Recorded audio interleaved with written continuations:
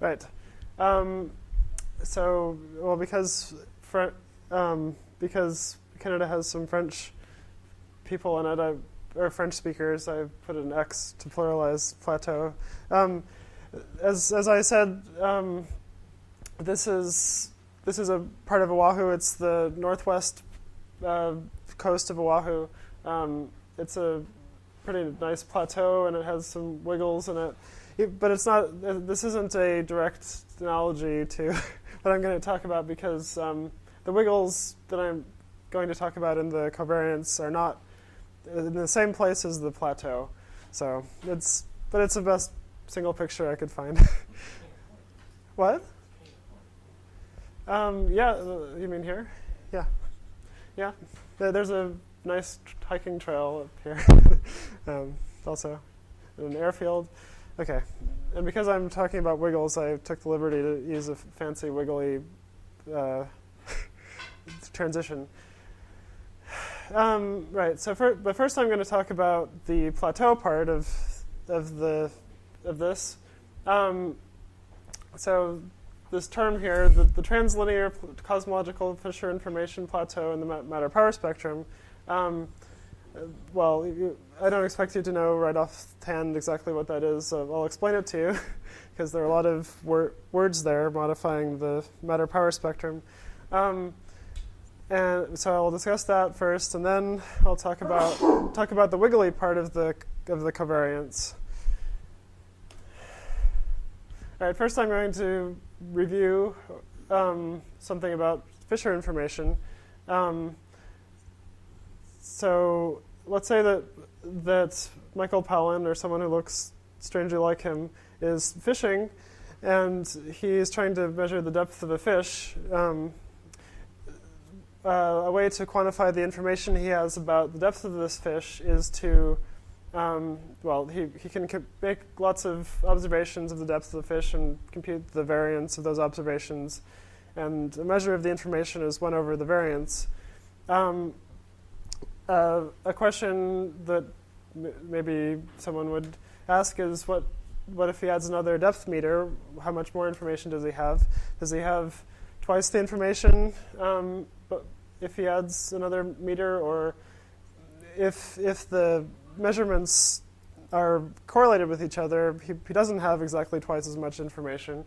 So the way that Mr. Fisher would have us investigate this is by constructing a covariance matrix of the observations from the 2 meters. Let's just say, for simplicity, that they have the same variance, and there's a correlation coefficient between the meters.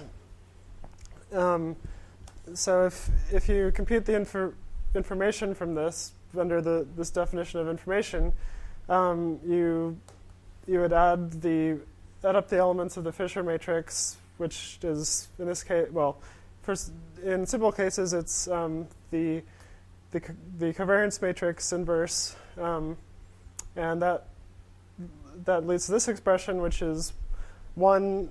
If A equals 1, you have the same information as just if you just had 1 meter, and if A equals 0, you have twice the information. So that's kind of cute. But in this case, we're not just the quantity that we're using the covariance matrix for is not the actual thing that we're trying to constrain. Here we're trying to constrain cosmological parameters using the power spectrum of matter here, but any power spectrum, or really any function of some variable. So in this case, what I define as the information about a given range of scales, so a given number of bins of the power spectrum, is given by this formula. Here's the Fisher matrix, the inverse of the covariance matrix. And also it, of course, depends on how much the parameter that you're trying to constrain depends on the power spectrum, which is where these derivative terms come in. And what happens if you... So in this case, this R is a range this range of the covariance matrix. So here, this covariance matrix is there's a different row and column for each bin that you measure the power spectrum in. Say this is the large scale measurement, and this is the small scale measurement. So the information in this little submatrix, well, in this range of scales, is given by the inverse of this submatrix times these derivative terms added up together. Okay. All right. So this is a depiction of the correlation matrix of the matter power spectrum. So confusingly, here the large scales are down here, and it progresses to smaller scales. So what happens in nonlinear structure formation is that measurements of the power spectrum, even if they're of the matter power spectrum, even if you measure it perfectly and model it perfectly, will be correlated on small scales. And this is at a equals 0.25. As time progresses, the nonlinear regime of the power spectrum advances to larger scales. And this is at a equals 1. So I should say that this was measured by Rimes and Hamilton in 2005. And to compute such a relatively good quality covariance matrix, you have to have lots of samples. This is from 400 simulations. I don't think I've mentioned actually that this is the correlation matrix, which is the covariance matrix normalized in some fashion so that you have, it's more easily readable. Okay, so that's what happens to the power spectrum. Now I'm going to apply this Fisher information thing to it. The question that they were trying to answer was, one of the questions they were trying to answer was how much information survives to small scales. And so here it says, by how much do the error bars on log A, where A is the log of the initial amplitude of the linear power spectrum. So it's basically sort of sigma 8 if you're just varying one parameter at a time. By how much do error bars on this quantity decrease as we analyze smaller scales? Now, the reason that A was chosen is for sort of technical reasons, because we expect the derivative terms that I showed earlier to be 1 on large scales, just so that you know you have a pretty good prediction of what should happen on large scales. So on large scales, everything is fairly Gaussian. And so each mode that you add to your measurement, so if you take a measurement of the density in a box, you Fourier transform that, and then each mode that you measure gives you sort of an independent measurement of the log of the initial amplitude. And so what happens is, as you go to smaller scales, because the number of modes that can fit in a certain box grows as k cubed, the amount of information grows as k cubed.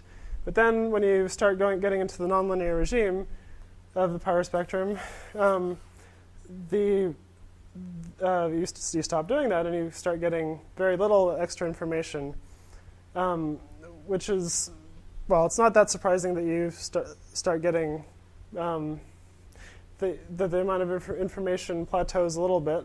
And so I'm going to call this the plateau, the translinear plateau. It's not that surprising that you start losing information on smaller scales, but it is sort of surprising that on even smaller scales, this drastic plateau stops being so drastic and actually goes up almost with as much slope as in the linear regime. So that's surprising. So these curves up here are estimates of what should happen if you have a direct mapping between linear and non. Yeah. So this is information in the power spectrum computed by taking the derivative with respect to the amplitude and dividing by the covariance matrix computed in non-simulation. Yeah. The question was whether this is the This is the information computed from simulations of and using derivatives of the power spectrum with respect to the log of the amplitude, and the answer is yes. So yeah, this is a measurement from simulations. What was you seem confused about? Okay, yeah. So the reason, trying to understand why it's getting flat like this, it's saying that the amount of power on those intermediate scales is insensitive to the initial amplitude? Yeah. Well, I'll explain what really happens here. So there are two things that can cause something like this. One is insensitivity to a given parameter, and the other thing is covariance between modes of the power spectrum, or well, between bins of the power spectrum, and the latter is what is causing this. It's like primordial modes getting pushed down to smaller scales or something by nonlinear effects? No. Well, so that's what these curves would sort of predict. This is from a scaling according to the Peacock and Dodds formula between linear and nonlinear scales. But what's actually happening here is that you get a lot of, well, I'll get into this, but there's a lot of variance for a reason, which I'll tell you. Okay, so, right, so what, oh, sorry, what? So is the phase information of the modes being used at all, or not? No, it's just the amplitudes of the modes.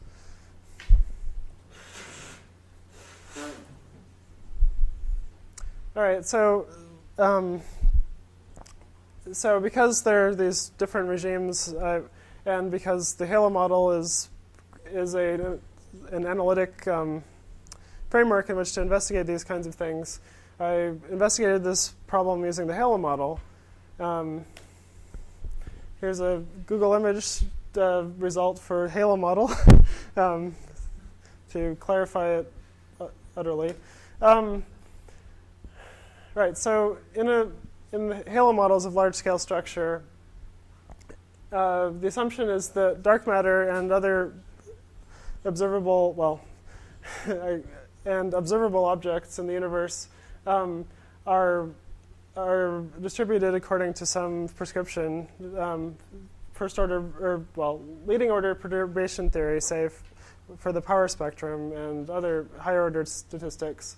For this study, I had to look at the 4-point. Well, I had to look at the trispectrum, which is a higher order statistic, and I'm assuming that that's also given by leading order perturbation theory for that, which is actually a different order than leading order for the power spectrum. But it's that's the assumption.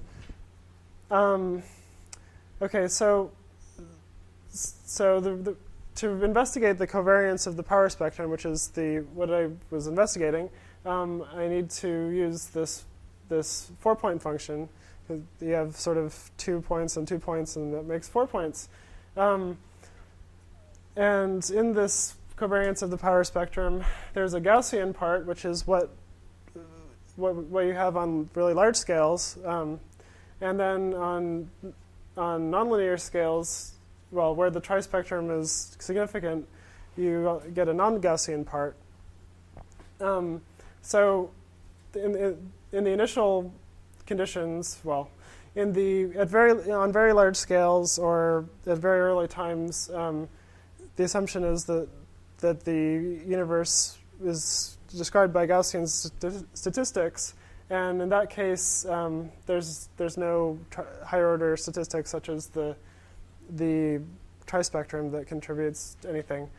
But in our current universe, there are significant non-Gaussianities on small scales, which are produced, we think, mainly by gravity. And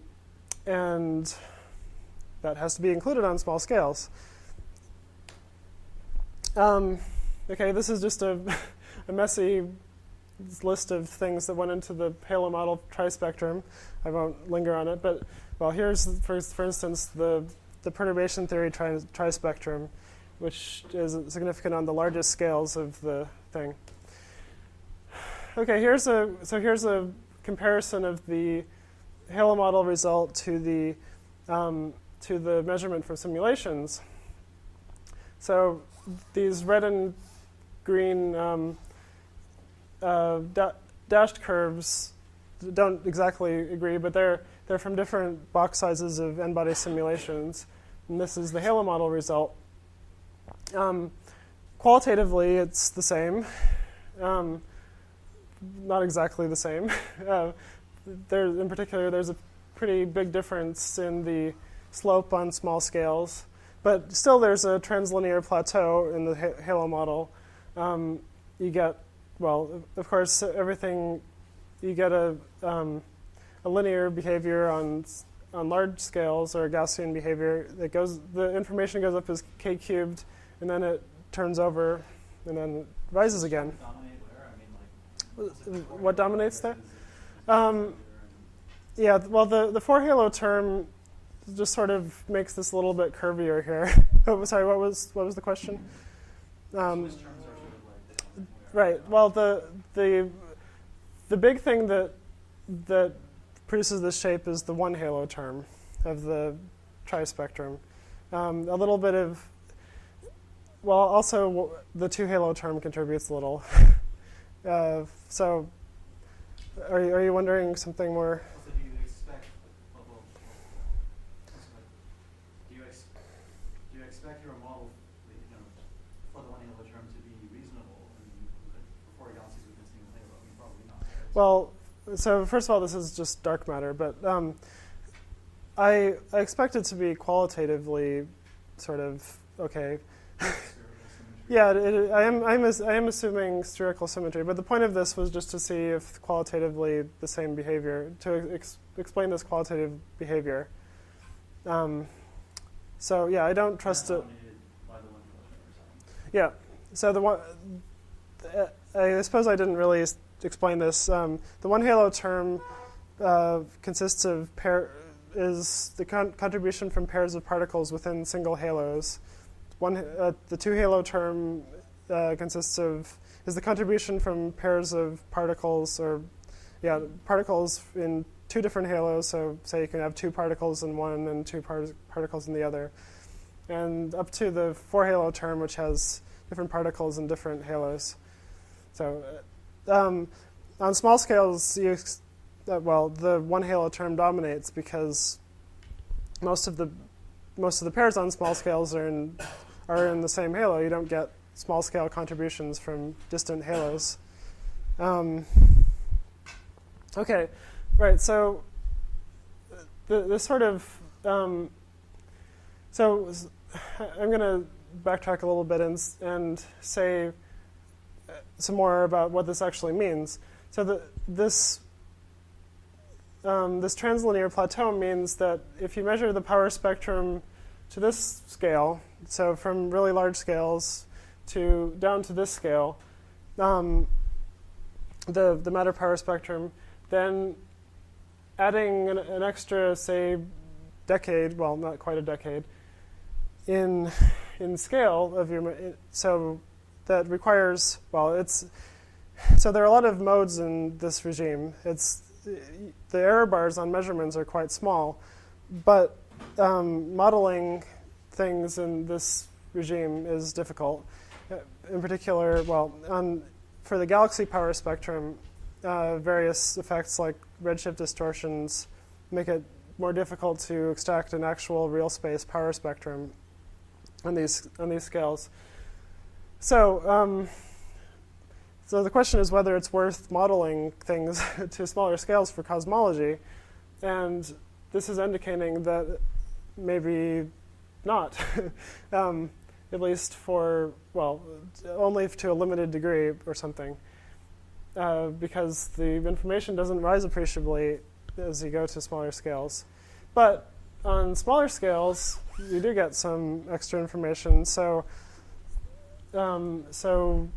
well, that looks like Leo. So what we did was, with Istvan Saputi, what I and Istvan Saputi did was to investigate how degenerate this small scale thing is with respect to different cosmological parameters. And this is a plot with lots of information on it. So I don't expect you to assimilate it all at once. Or, well, I'm not even going to talk about these off-diagonal plots. But the main thing to get from this is, well, I have various cosmological parameters in these different columns. And what I'm doing is showing the information in each, similar to the last plot, except actually the y-axis is inverted. So actually, this is a more sort of intuitive thing, maybe, which it's showing the error bar width. So it's in this plot, as opposed to the last plot, it's good if the error bar shrinks, and you expect it to shrink if you push your analysis to smaller scales. Right. So the green curves here show what happens in the error bar in a given parameter if you push it to smaller scales. And generically, it has for all of these different parameters, it sort of has the same shape as for the log of the initial amplitude, which is here. However, if you try to constrain all of these parameters at once, you don't really get that much more information. So what this is saying is that this small scale rise in information is fairly degenerate between different parameters. So if you're just trying to measure, say, the tilt or something, then this small scale information is useful, but not if you're trying to do everything. Yeah. You have other observations like the CMB. Really, there is only one parameter left over. Yeah. So maybe this isn't really that much of a problem. And also, this is the matter power. This is for the matter power spectrum, not galaxy power spectra, which well, seem not to have quite as much as a plateau, which I'll get to that. But right, this might not be as big of a problem as I'm suggesting. Yeah, this is confusing. The differential of your log, is that Fisher per bit, or what is that? Sorry? Previously you were showing This is Kmax, right? All right, so This is cumulative. right, so what's happening? Yeah, the graph go down. Right? They all go down.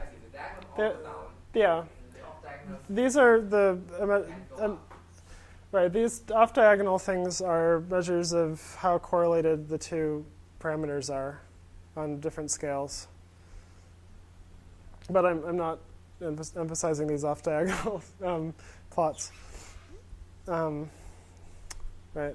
So yeah, do you have a question? Yeah, kind of like. So if stable clustering were correct, would you expect there to be information on small scales again, or not? I can't remember.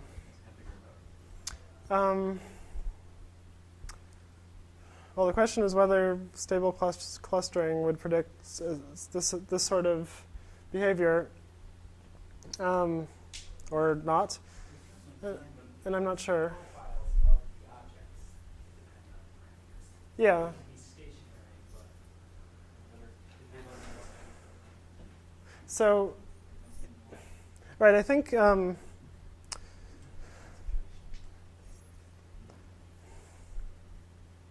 stable clustering, right? Also, you would say that there is a simple one-to-one mapping between the linear K and the right. Well, Well, on the normal. is- So if that were correct, that would predict something like the Peacock and Dodds thing that I showed, where there's a gradual turnover. Yeah. Well, yeah, sort of, yeah. Right, so stable clustering, I suppose, would predict. I'm not sure that it would predict what it would predict for the degeneracy between parameters, but yeah, I think it would predict the Peacock and Dodds thing that I showed. All right, so what about understanding this physically? So with the Halo, one of the points of using the Halo model was to, since it's an analytic model, you can maybe get some physical insight out of it. So in the Halo model, what happens to create this large variance on translinear scales, or well, actually variance and covariance, because, well, that black region of the correlation matrix was caused by correlations between bins of the power spectrum. So what happens in the Halo model is that so in a given region of the universe, you don't just have the mean Halo mass function. You have some realization of that, and say you don't have one. Well, the Halo mass function goes. Well, there are lots of little halos and not very many large halos.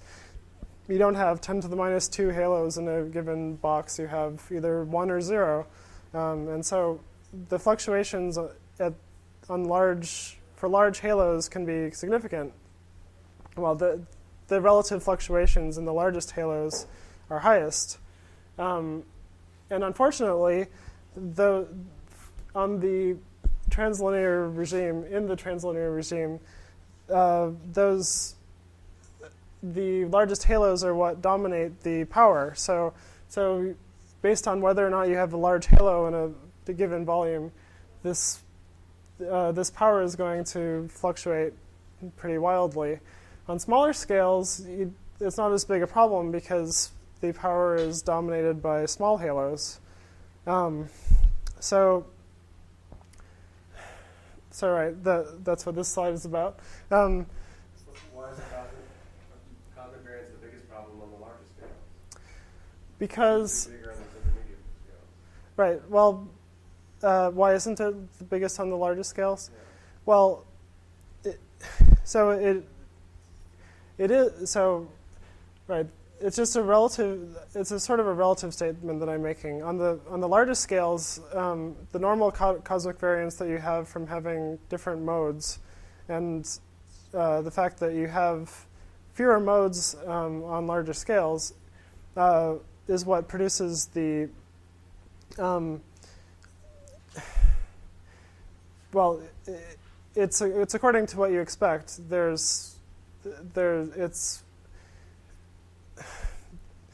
It's in the Gaussian regime where you have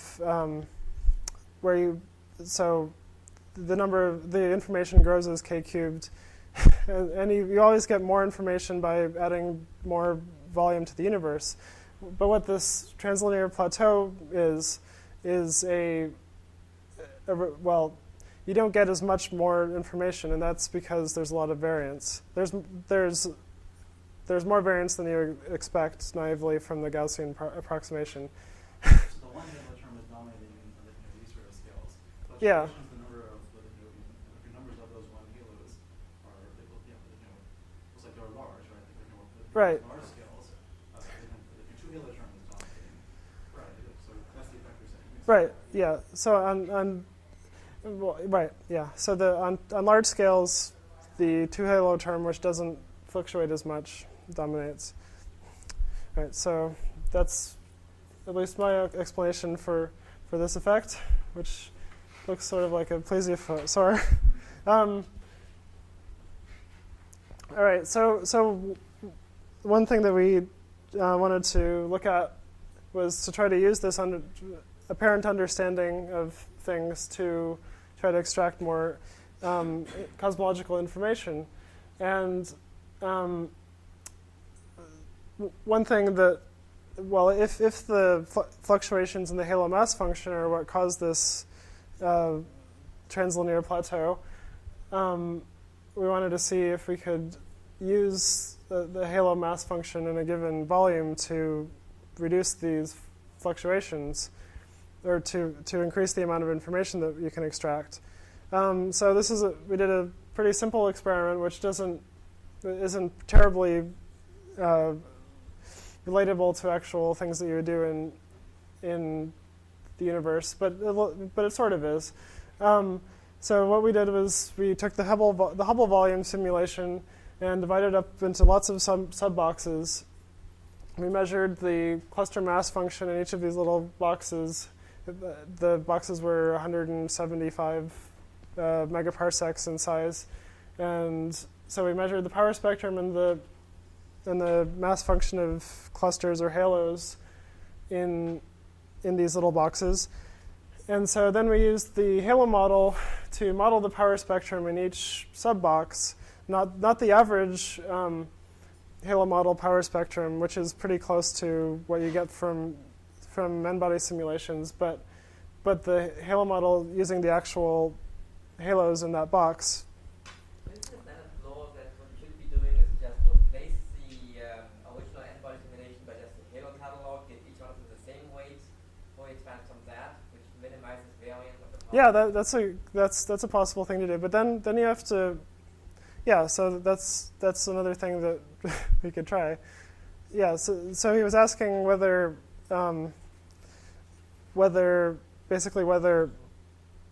using halos themselves instead of the matter would reduce this plateau in the nonlinear regime, and yes, it probably would. But we don't have an analytic. So we have been testing that sort of thing, but this is a related sort of experiment in which we try to correct the power spectrum back to the mean power spectrum. But yeah, that's a very plausible thing to do. So here is the fluctuation in the halo mass function among 8 of these boxes. There are some pretty big fluctuations, and as you expect for the largest halos, there's the most fluctuation. So I don't expect you to look at this in detail, but the thing to concentrate on is the correspondence between, so the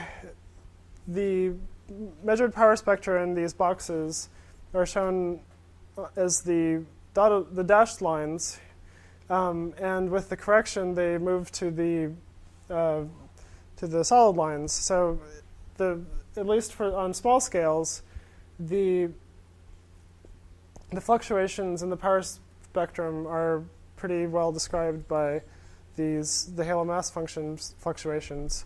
So that looks pretty good for probing into the nonlinear regime a little bit. So what happens to the, yeah, Pat? So what you did was measure the mass function, calculated the halo model power spectrum from that measured mass function, and then multiplied the measured power spectrum by the ratio of Yeah. that. Yeah. So that's this factor that I showed. So I multiplied by the power spectrum calculated using the halo model using the actual mass function, and divided by the.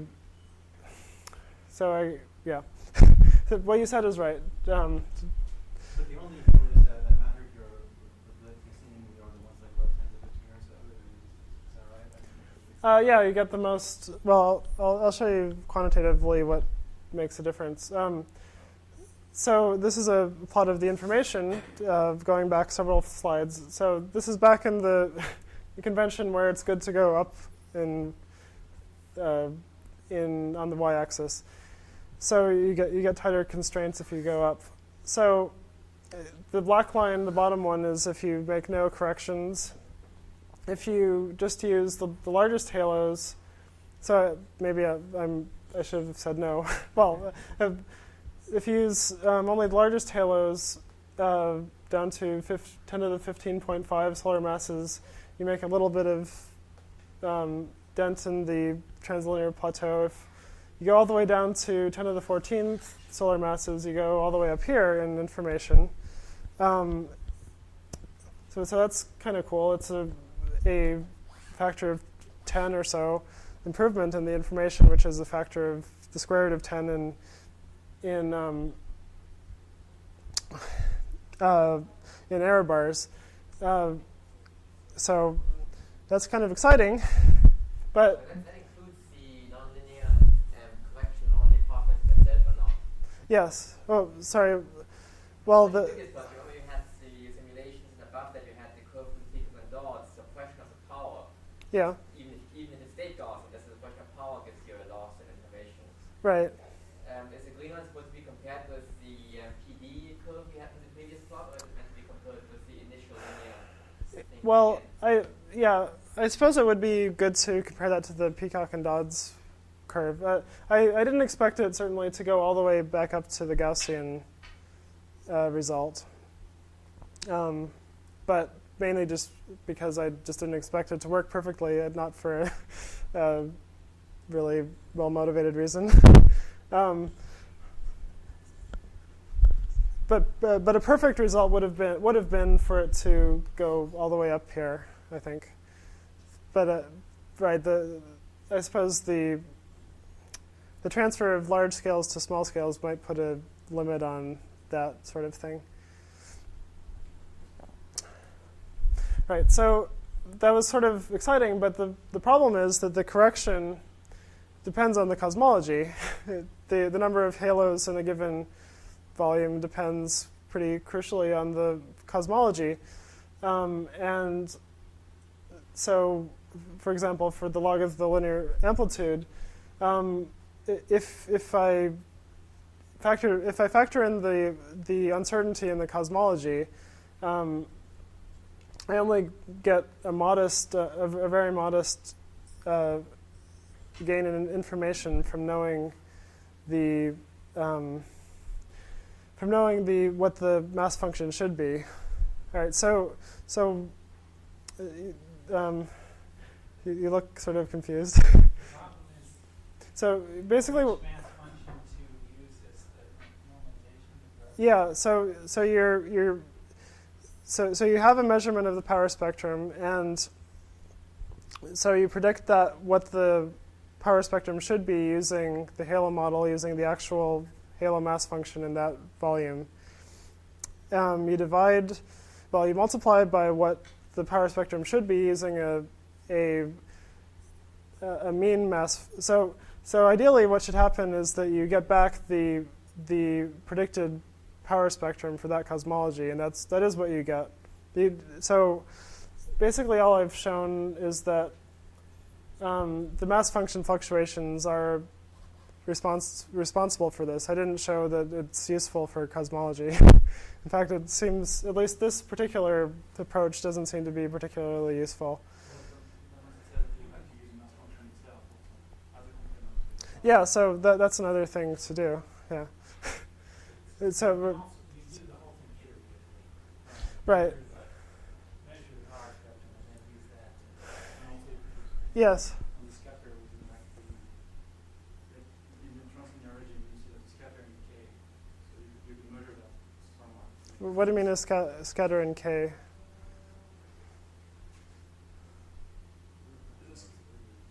The noise is different. So the variance of your PK will also become stronger in N and N. So this is another angle. Could you use that as another unknown NM or not? Oh, yeah, probably. So right, no. In principle, an obvious thing to do would be to try to investigate both the power spectrum and the mass function together, and that's one of the things I'm and iterating possibly, yeah. And that's one of the things that I'm going to try to do. All right, so another thing I tried was to use a correction that doesn't depend on cosmology. Well, maybe I should. Well, I'll talk about this, and I may have to skip ahead, but no, maybe I should just skip ahead. I can come back to this if people are really interested in it.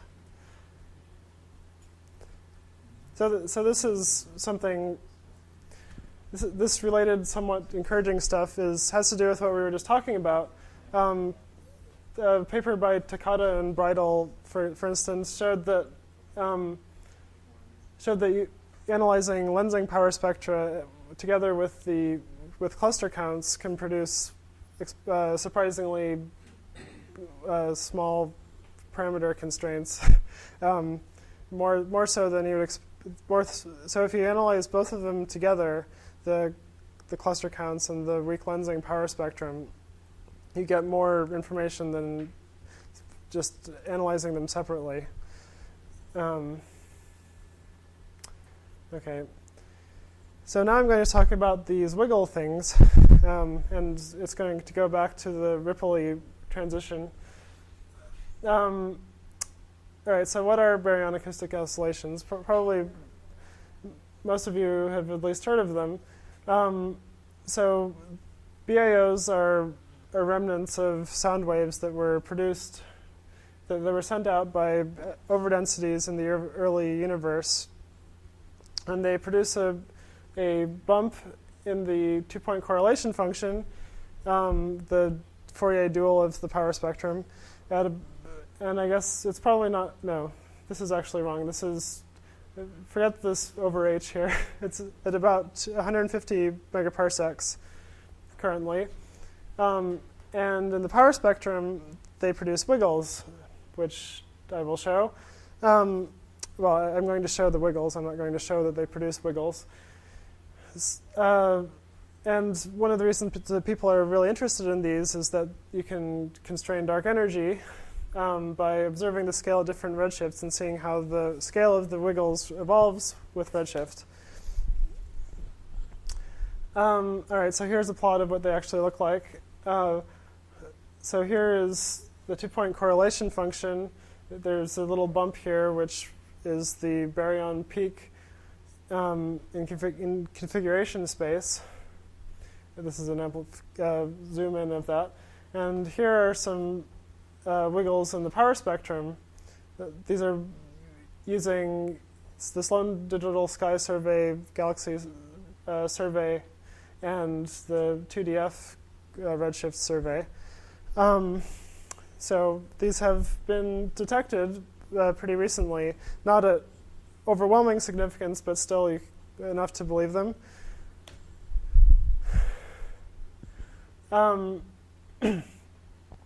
Right, so BAOs are on pretty large scales, but not so huge that you don't have to worry about nonlinear effects at all. They're sort of just a little bit higher than scales where you really have to worry about nonlinear effects in the power spectrum. So I'm going to talk about a couple of these BAO effects, the ones that are the most relevant to what I'm talking about. There was a recent paper by Eisenstein, Seo, and White about how large scale and moderate scale power in the power spectrum, so huge scale ripples in space, can smear these baryon oscillations, sort of because, well, cluster formation and tidal effects in Lagrangian space sort of shuffles things around. However, this shuffling is limited to fairly small scales relative to the baryon acoustic peak. So it's like a factor of 10 higher. So the cumulative effect of that is just sort of a damping of the in correlation function space. So this is not quite as large a bump as there is in the linear correlation function. And in power spectrum space, what this does is sort of remove the smaller scale wiggles. So it just sort of takes out the higher harmonics of the signal. Here's another thing which uses renormalized perturbation theory, which Pat has a paper about this, but these are actually not from Pat. These are from a paper by Crocce and Scoccimarro. So what happens here is that it's sort of a different explanation of how the BAOs are affected on nonlinear scales. Here what happens is that you have you probably can't see this other than to see it's a splotch of green, but this is P sub MC, and that stands for mode coupling power spectrum. So what happens is, as the universe evolves, this mode coupling power spectrum rises, and that happens because of cluster formation and nonlinear structure formation. So you get increased increased clustering relative to what you would expect in linear theory on small scales. So this mode coupling power spectrum rises sort of like the halo model the halo model one halo term rises as you go to later and later times. And so what happens is that this rising sort of noise washes out the higher order harmonics of the baryon signal first, and then presumably it would wash out higher order terms, but maybe not. So is the blue curve supposed to be the sum of the red curve and the green curves? Yes. So right. Yes. The blue curve is the sum of the green and the red curves. So in the renormalized perturbation theory picture, also the power spectrum gets attenuated with sort of a Gaussian window, the linear power spectrum. And so that actually produces more attenuation than in the halo model, which is just sort of an addition of noise. So I don't think anyone really seriously trusts the strict halo model interpretation of this effect, where you just get some sort of shot noise. Well, you just sort of get a constant addition to the power spectrum on small scales. There does seem to be more attenuation than that. Yeah, what do you? Doesn't the halo model include, the prescription includes moving the linear power by the halo profiles before adding this thing? Yes, the halo model does include smoothing smoothing the linear power spectrum by halo profiles, but it seems to be a larger effect than just that. So okay, and even though it will seem like just a boring detail right now, there is a qualitative difference between the behavior on really large scales in this approach with the renormalized perturbation theory and in the halo model. In the renormalized perturbation theory approach, on really large scales, the mode coupling power spectrum goes down to 0 on really large scales. But in the halo model, there's this shot noise sort of even on really large scales, which is sort of unphysical. You would expect the power spectrum to go to 0 at really large scales, which it doesn't, at least in the usual implementations of the halo model. That comes from behavior. So if you do the renormalized bias model, that is a separate paper, Yeah. that includes the kind of shot noise which comes out Yeah, okay. to large scales, because the number is not conserved, like mass is conserved, not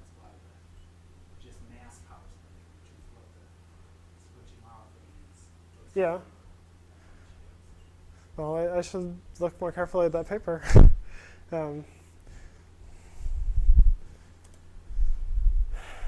Okay, so now I'm going to finally talk about my paper. So, right. So what we did was to find baryon acoustic oscillations, what they look like in the power spectrum covariance, which is, Pat said, it is sort of like, well, it's a particular configuration of the trispectrum.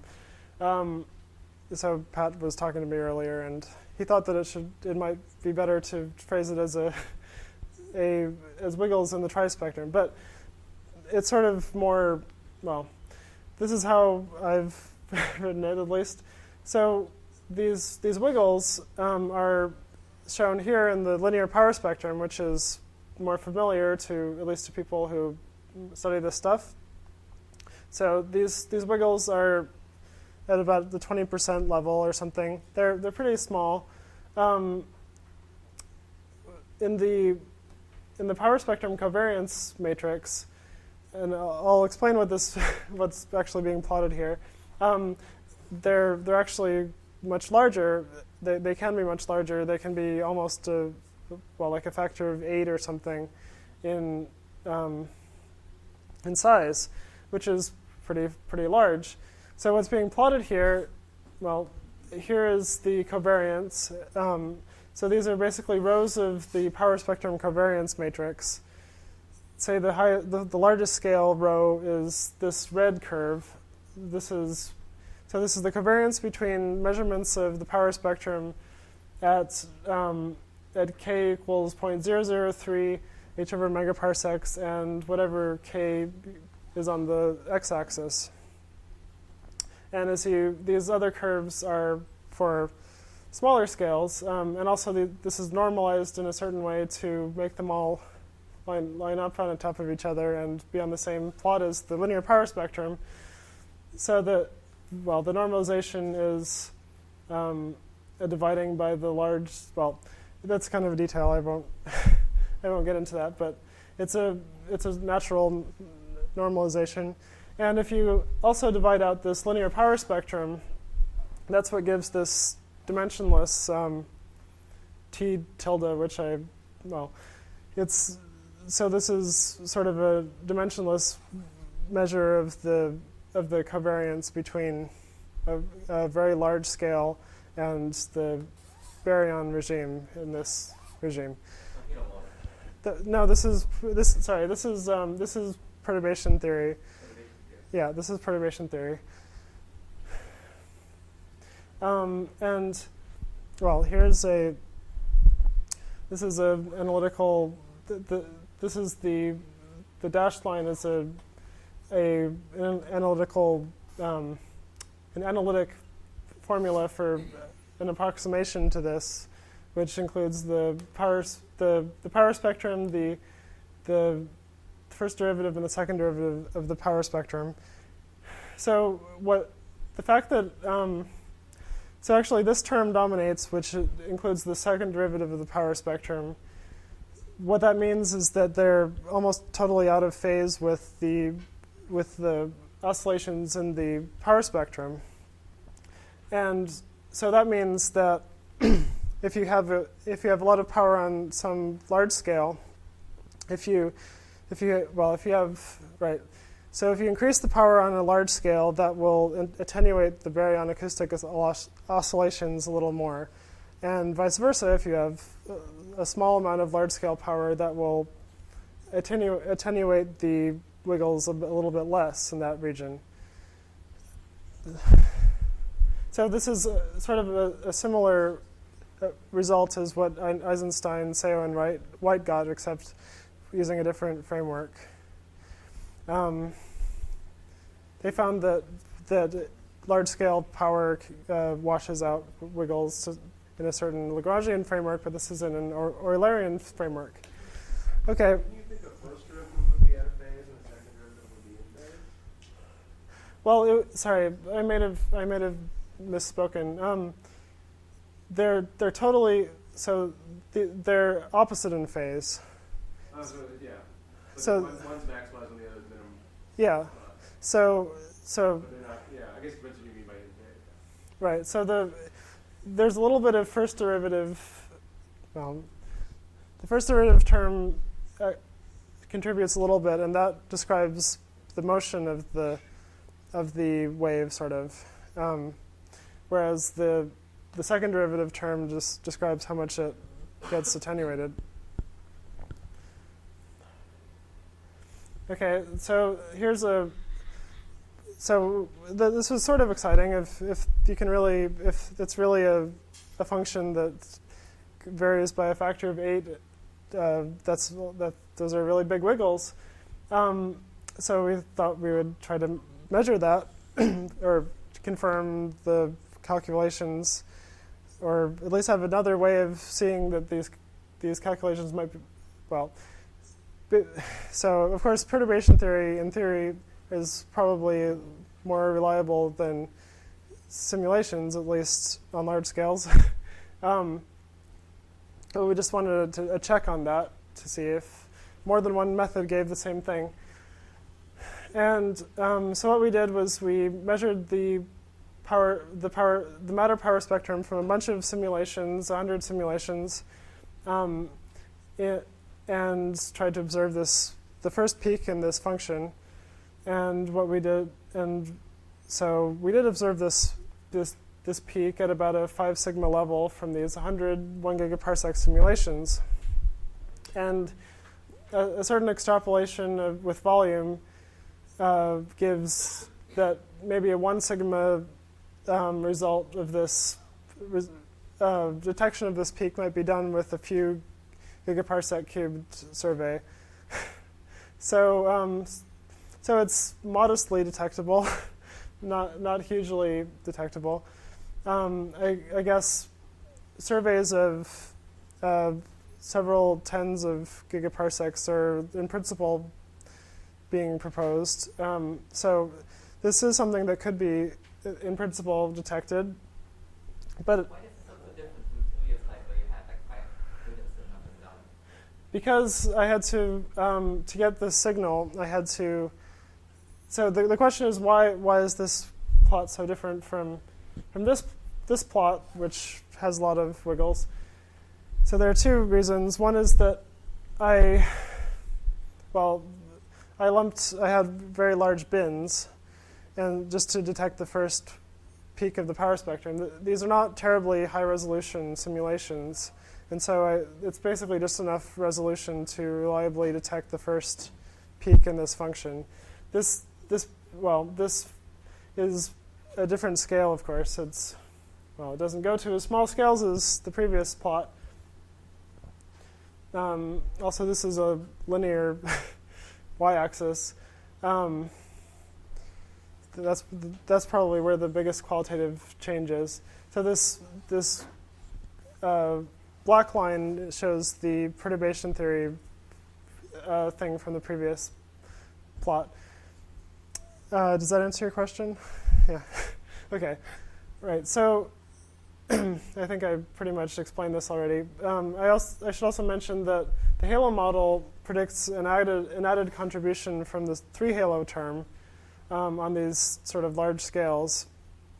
Well, when either of the two wave vectors are small, and we didn't really find evidence for this halo model contribution. We didn't expect there to be one. It's the same sort of thing in the halo model as in the power spectrum, where you get a sort of unphysical shot noise on large scales. So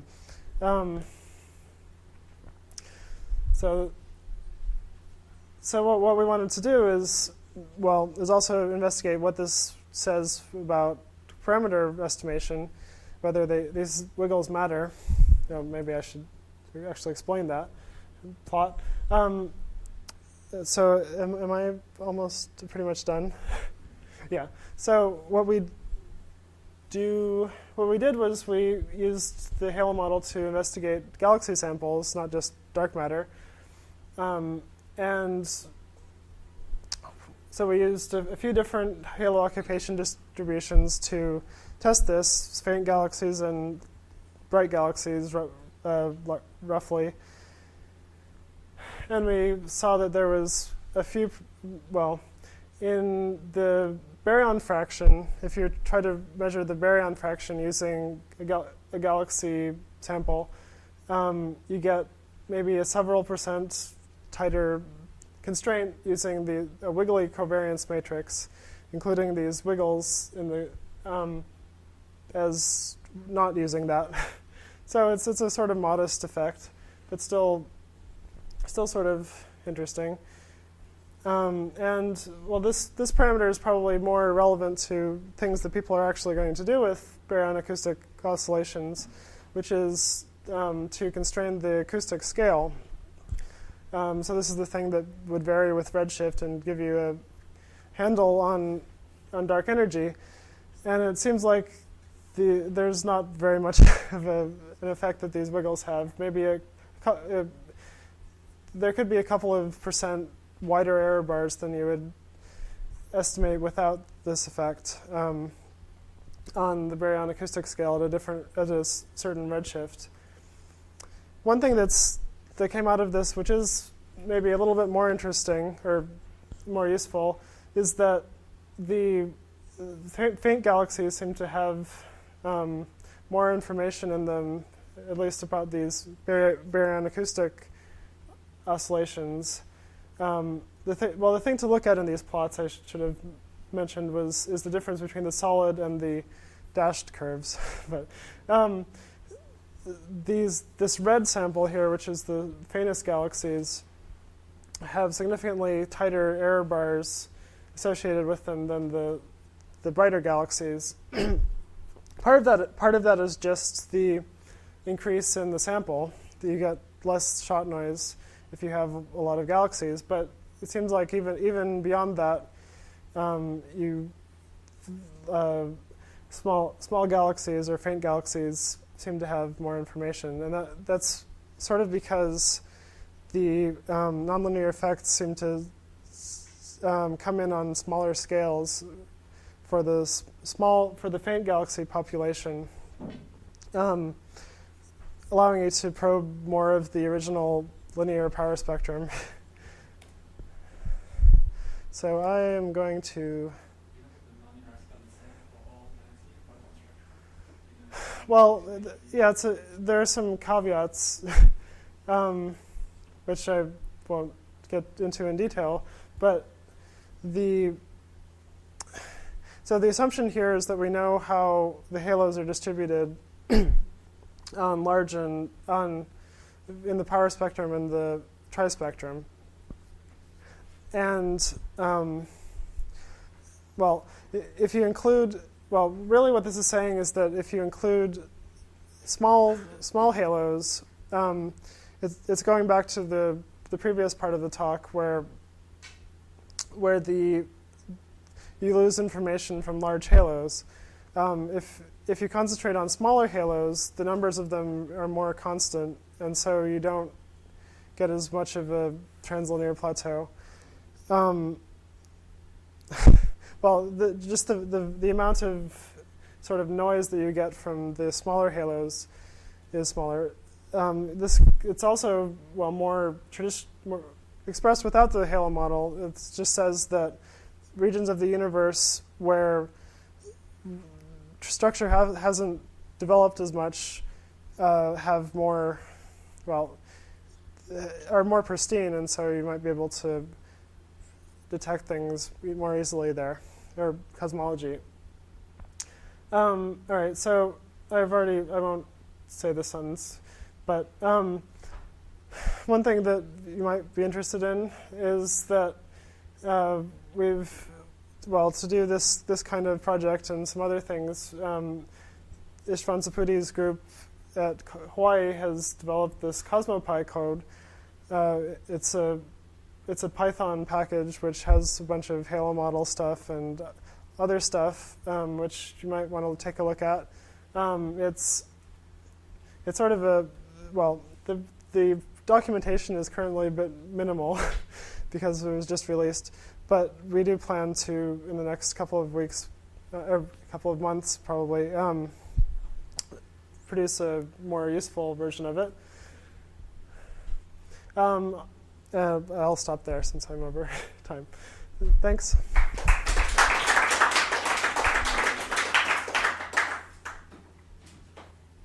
Any more questions?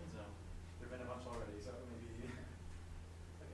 Well, if not, then let's talk over cookies like us upstairs.